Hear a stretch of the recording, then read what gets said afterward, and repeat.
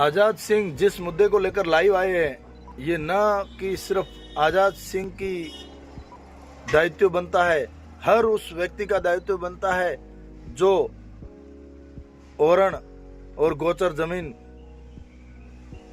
जिसके लिए यूज आती है, जो भाई पशु रखता है उसके लिए चराने के लिए यूज आती है। अन्य जो अपने मंदिर वगैरह कई प्रतिष्ठान ऐसे हैं जो ओरण और गौचर जमीन पर बने हुए हैं, जैसे कि अपना सार्वजनिक तालाब हो गया, या और आगे पूरा आप वीडियो देखें जिसमें क्या कहते हैं आजाद सिंह जी। साथियों, जैसा आप सबको विदित भी होगा कि सुप्रीम कोर्ट का एक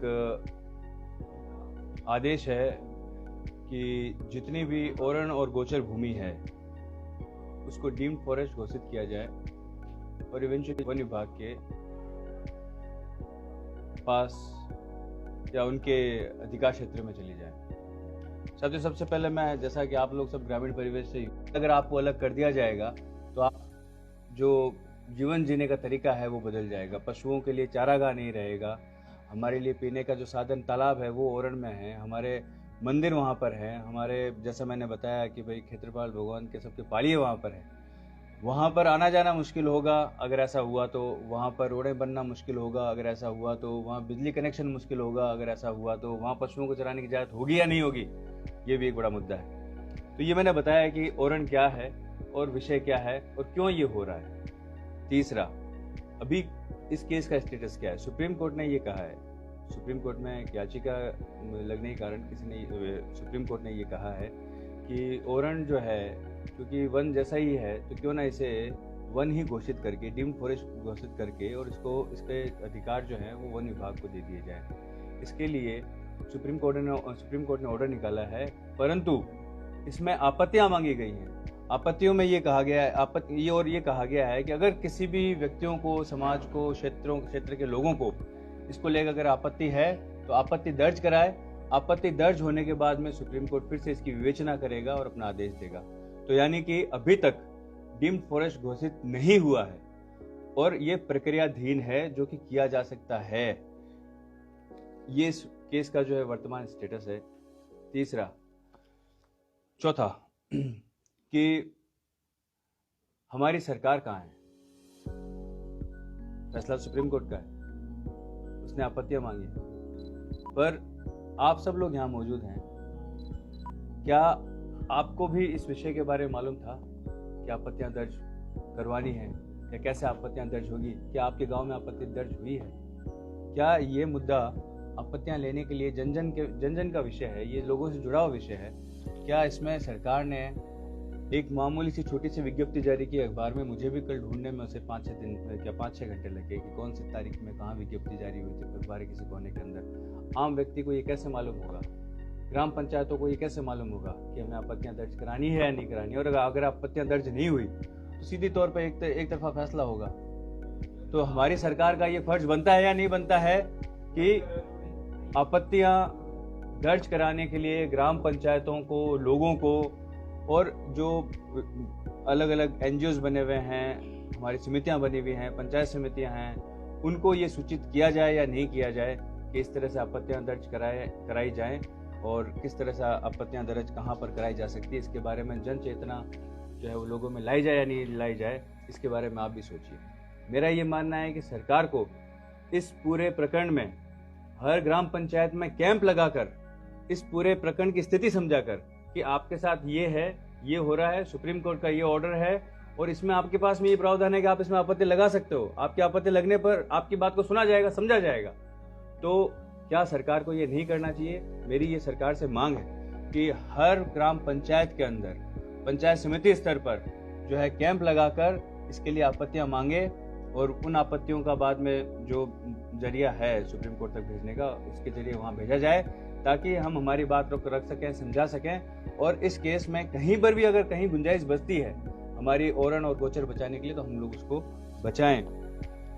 पांचवा, जिसमें आप और मैं दोनों शामिल हैं,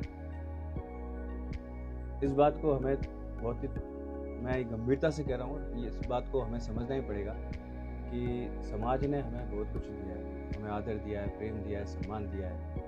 आज आप लोग जहाँ कहीं भी हैं, ये समाज और क्षेत्र यही तो सुनता है आपको, जिनके लिए आप लिखते हैं, जिनके लिए आप वीडियो बनाते हैं। हम लोग राजनीति में जिनको पद मिलते हैं, सम्मान मिलता है, जनप्रतिनिधि हम बन जाते हैं, एमएलएस बन जाते हैं, एमपीज बन जाते हैं, मंत्री बन जाते हैं, तो ये सब कौन बनाता है? समाज ही तो बनाता है, और ये क्षेत्र ही तो बनाता है। अगर हम लोग जो हमारा मूल चीज़ है, ये समाज और क्षेत्र, इसकी अगर हम लोग बात नहीं करेंगे तो आने वाले वक्त में कौन क्या है ये तो बाद की बात है, कौन कैसा है इसकी बात ज़रूर होगी, और उसमें कहीं ना कहीं हमें जो है रीचा देखना पड़ेगा। इसीलिए मैं ख़ास तौर पर आप पत्रकार साथियों से ये निवेदन करता हूँ कि ये आपका खुद का मुद्दा है, आपके समाज का मुद्दा है, आपके क्षेत्र का मुद्दा है, आप इससे बात कीजिए। और ख़ास तौर पे मैं जो है आज बुलाना देता हूँ उन सभी राजनेताओं को भी जो विभिन्न पदों पर रहने के बावजूद, जनप्रतिनिधि बन जाने के बावजूद, जब भी कभी समाज की, क्षेत्र की और ख़ास तौर पे इस तरह के मुद्दों की बात आती है तो वो गायब नज़र आता है। सरकार पूरी गायब है, हमारे जनप्रतिनिधि गायब हैं, हमारी ज़मीनें गायब होने वाली हैं और यहाँ कोई बात करने वाला नहीं है। ये बहुत बड़ी एक विडंबना है कि आज जिनको भी हम लोगों ने जनप्रतिनिधि बनाया है, जिनको हम लोगों ने हमारे विभिन्न हमारी राष्ट्रीय दलों के जो यहाँ पर पदाधिकारी हैं, वो अगर इस बात को नहीं करते हैं तो मैं कह रहा हूँ कि ये हमारे साथ जो है गुनाह है। मैं एक राजस्थान के और बाड़मेर के हिस्से के निवासी के नाते मेरे साथ ये जो है वो गुनाह हो रहा है, और ये गुनाह सब आप लोगों के साथ भी हो रहा है। इसीलिए बात कीजिए और अपने जो यहाँ के जनप्रतिनिधि है उनसे भी सवाल कीजिए कि इतना बड़ा एक मुद्दा है, 3 लाख जो है जमीन हमारे यहाँ से जो है वो वन विभाग को चली जाएगी, जिसमें हमारा सबसे बड़ा हिस्सा है। राजस्थान में भी हमारा सबसे बड़ा हिस्सा है।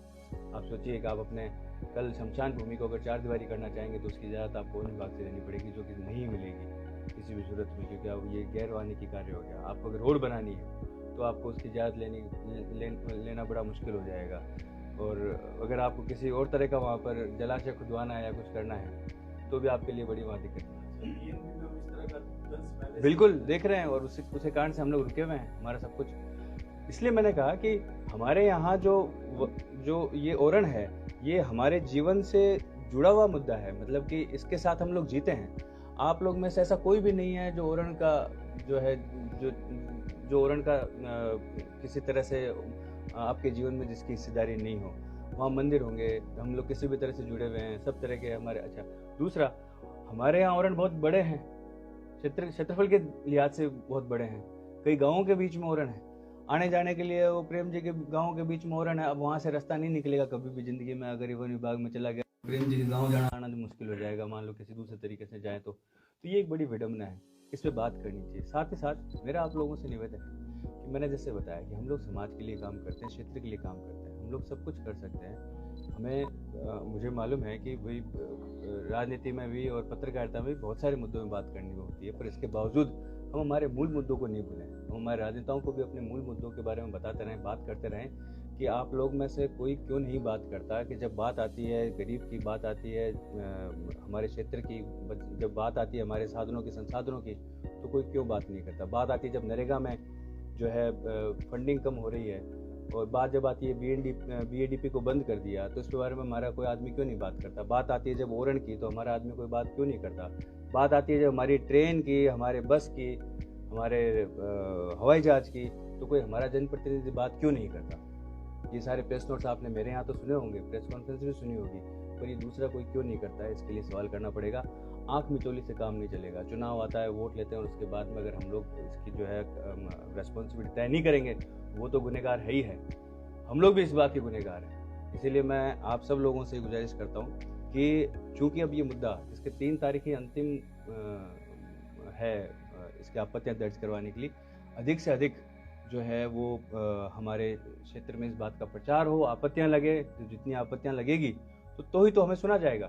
सुप्रीम कोर्ट ने यही तो कहा है कि भाई आपकी आपत्ति है तो आप हमें बताइए, और अगर हम लोग आपत्ति नहीं बताएंगे तो एक तरफा फैसला होगा। एक तरफा फैसला होगा तो फिर हमारी बात को कैसे कोई भी जायज और उसको कैसे मानेगा। तो इसलिए हमारे पास अवसर है, इस बात को आप लोगों के माध्यम से अधिक लोगों जाए। मैं अपने स्तर पर भी जो है वो इसको एक आपत्ति दर्ज कराऊंगा पूरे जिले की एक साथ, पर इसके बावजूद मैं ये कहता हूँ कि हर गांव से अगर आपत्तियाँ आती हैं तो इस पे ज़्यादा हमें जो है वो राहत मिलने का परसेंटेज चांसेस रहेगा। इसीलिए आप सभी लोगों से की मार्फत से इस मुद्दे को आप अधिक से अधिक लोगों तक पहुंचाएं और हमारे जनप्रतिनिधियों को फिर से सवाल करें और उनसे जरूर पूछें कि जब भी ये हमारे मुद्दे होते हैं तो इधर उधर भागना क्यों शुरू कर देते हो और आंखें चुराना क्यों शुरू कर देते हो और अपनी अपनी पार्टियों के पीछे जाके छुपना क्यों शुरू कर देते हो। बाड़मेर की बात है, बाड़मेर के लोगों की बात है, किसी राजनीतिक दल की बात नहीं है। सबसे ज्यादा प्रभावित हम लोग हैं, तो अपने अपने राजनीतिक दलों में रहते हुए भी, जैसे मैं कांग्रेस में हूँ, कांग्रेस में रहते हुए इसको बात कर रहा हूँ, दूसरा कोई व्यक्ति है वो भी बात करे, दूसरे दल का व्यक्ति वो भी बात करे। ये बाड़मेर की बात है, बाड़मेर के लोगों की बात है, हमारे धरोहर की बात है। ये हमसे छूट गई तो फिर हमें दोबारा नहीं मिलेगी। आप सब लोगों के सहयोग की बहुत बहुत अपेक्षा। जय हिंद।